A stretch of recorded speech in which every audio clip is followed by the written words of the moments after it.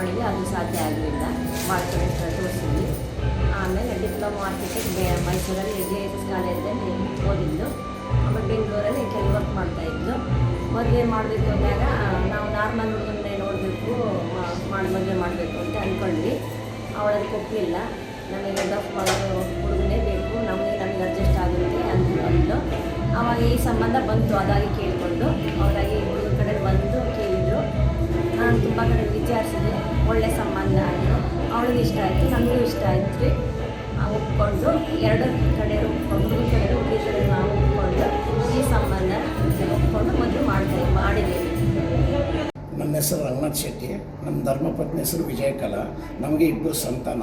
ದೊಡ್ಡ ಮಗನ ಹೆಸರು ವೆಂಕಟಯ್ಯಪ್ಪ, ಸಣ್ಣ ಮಗನ ಹೆಸರು ಆಕಾಶ್, ದೊಡ್ಡ ಮಗ ಕ್ಯೂಡಮೂಕ.